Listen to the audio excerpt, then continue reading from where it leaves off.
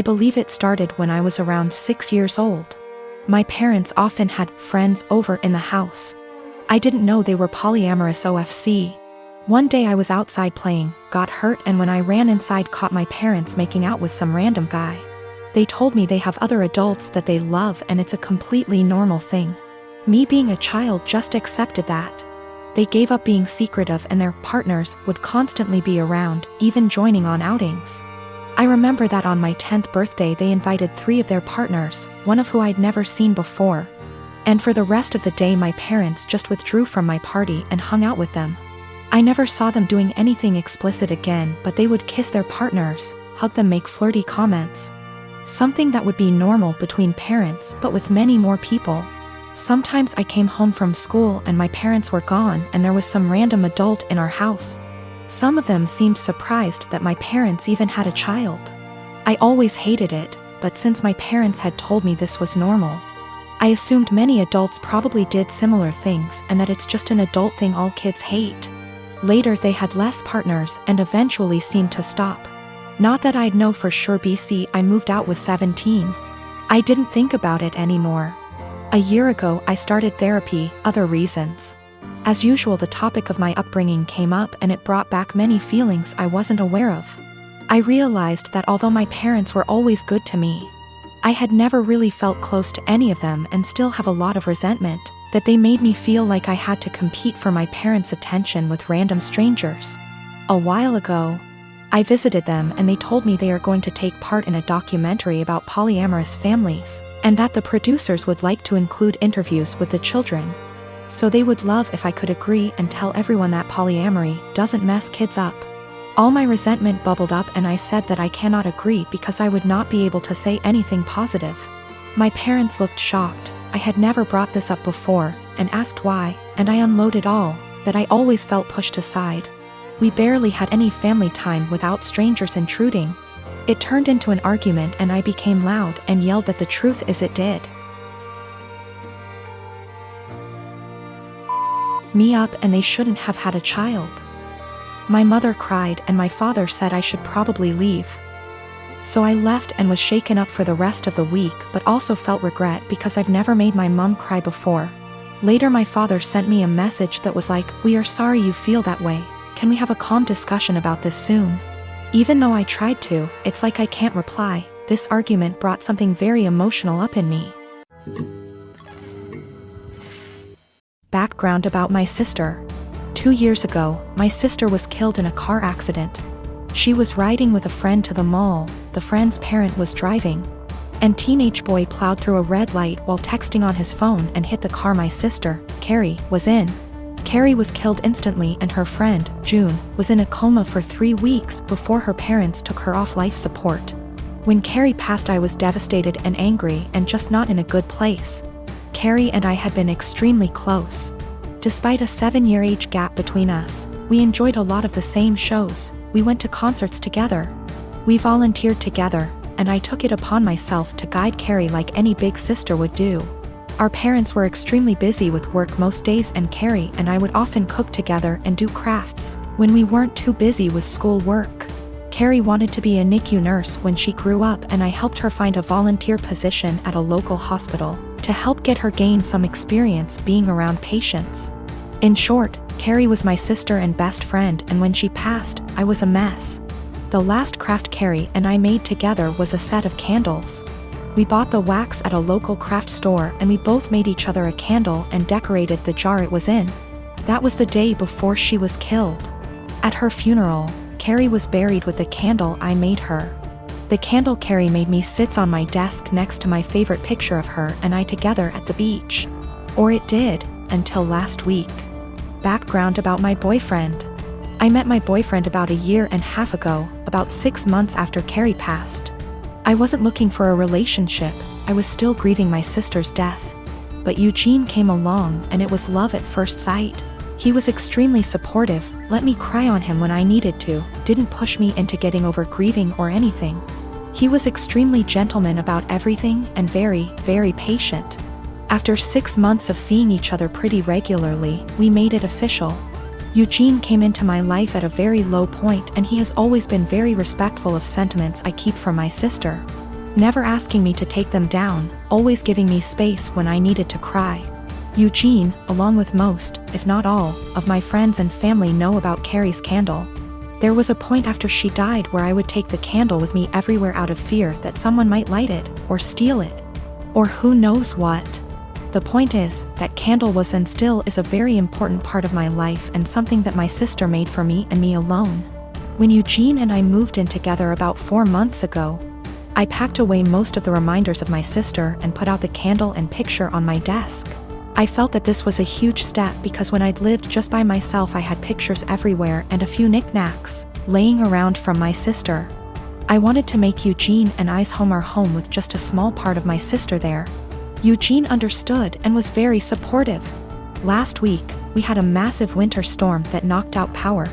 We didn't have power for 3+ days. The power was knocked out at Eugene and I's house while I was at work, which did not lose power. Eugene texted me that he was going to light some candles and try and get a generator, so we could have some for of power or at least be able to charge our phones / use lights / etc. Now, we have probably 30+ candles in our house. I am a huge fan of sales, and when Bath & Body Works has a candle sale, I like to stock up and get a range of scents. We have candles scattered all over our house. In the room where my desk is, there are no candles aside from the one Carrie made me. None at all, and there never has been. This room is also downstairs, where Eugene doesn't spend a lot of time. His desk is upstairs. When I arrived home from work last week, I noticed a bunch of candles burning in our living room, safely. Always monitored and not near anything that could ignite. One of these candles was the candle that Carrie had made me. I burst into tears, and when Eugene heard me crying he came out from the bedroom, where he was lighting more candles, and asked what was wrong. I was a wreck and couldn't get any words out. When he tried to calm me down, I shoved past him and locked myself in the room where my desk was and just cried. I don't know how he could be so stupid. He knew, and I thought he understood how sentimental the candle was and how much I cherished having a candle that my now deceased sister had spent time making with me just a day before she was killed. I haven't been able to speak to Eugene since it happened, Tuesday of last week. He has tried to explain why he did it, because he needed candles to be able to see, but I just can't wrap my head around it. He hadn't gotten into the large candle stash I have upstairs right by the living room where Carrie's candle was, but went downstairs, out of the way to grab the most sentimental, cherished item I have. The candle was burning most of the day while I was at work and is now melted and pretty much gone. I do still have the jar it was in, but I can't look at it without bursting into tears. Eugene says it was an accident, but I just don't believe that. He said he was getting around to lighting the candle surplus we have upstairs, but just hadn't gotten there yet. After being home 6 hours alone with no power, I am heartbroken and feel like this is a major slap in the face. I feel disrespected. I feel like he disrespected my sister. I just don't know what to do. I don't feel like I can forgive him for this. I was dating my boyfriend for 2 years. We didn't live together but lived on the same street, and I was always over at his place. We each had kids from a previous relationship, so I wanted to take the whole living together thing slowly. But we were together all the time and I just maintained my own residence. He commuted for work, and I knew his department got a new secretary. She was younger and married and had recently had a baby. I knew they were work buddies, and I even bought a birthday gift for him to give to her. After about a year, she moved to another state. My boyfriend and I decided to move in together, and we lived together for a year when I found out that he and that secretary had some type of non-physical but still romantic relationship while they were working together. And that is why she ended up leaving, because they both realized it was not appropriate. I stumbled on old emails between them that were strange, calling each other pet names. He was calling her baby and sweetie in work emails, telling each other that they couldn't wait to see each other at work, meeting up in the cafeteria for coffee every day. He told her he loved her. She lamented that she couldn't stop thinking about him while at home. They had little quarrels. I also realized that he was still Facebook friends with her. We talked a lot about this, and he said he was just so unhappy at work at the time and unhappy with our relationship, because we didn't live together, that he was vulnerable to attention from a beautiful woman. He said it never became physical, but they were very emotionally entangled at the time for many months. I had no idea at all. He said together they decided the best thing was for her to accept another job offer which he helped her get. He's very remorseful sometimes. Other times he will tell me that it's partially my fault because I rarely stayed over. I was doing everything for him to help him out because I knew how busy he was and how stressful life was for him back then. He will also try to tell me I was too cold. I've tried to move past this. I told him he needed to delete her from Facebook, and he did. It's been over a year since I found out, but I still feel so much hurt and anger if I think about it, or if something triggers me. Even something as stupid as a movie where the man is hooking up with his secretary. It's been over a year of anger, fighting, hurt and drama. The man I thought I was with is not the guy who would speak to his married secretary like that. Should I just give up? I'm tired of feeling this way. My boyfriend started asking to join me in my girls' night in. Every time I tried to say no, he'd be like, "I have to join or you'll have to cancel." It made me and the girls miserable having to sit there with him in the middle. This past Friday he insisted to join us again. I had enough. I came up with an idea to get him to hate hanging out with us. Made a plan and told the girls what we were going to do, and they were down for OT. The girls came and my boyfriend immediately sat with us and started ruining our conversations by steering them towards him / his work / his achievement. So here's what I did. I started bringing up gross / embarrassing subjects, and the girls were eating them up by talking about them in details. Subjects like sevgs, periods, his most sensitive spot, cramp diarrhea, hairy legs, fart getting trapped in the vulva and coming out the front, squeezing shit out of our faces, cramp diarrhea, dirty underwear, and again, cramp diarrhea. We talked about this stuff in boring details, like, I could feel his discomfort without even looking at him. But God, when I turned to see why, he got quiet suddenly. He was getting red in the face, and had sweat all over his forehead. I bet he found himself unable to relate to this subject, thus couldn't take part in the conversation. He got up from the couch ready to head out.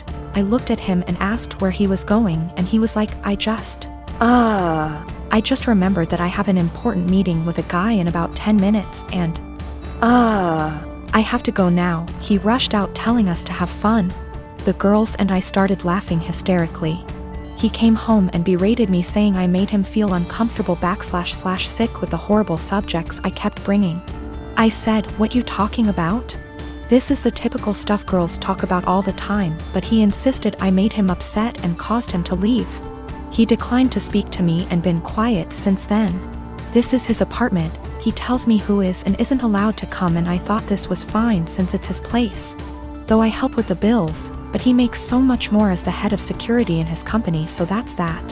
I just can't believe how dense and blind I've been to his negative ways. He's still giving me the silent treatment, and I've decided it's just a lot to take. And so I'm temporarily moving in with one of the girls and will now be definitely reconsidering few things.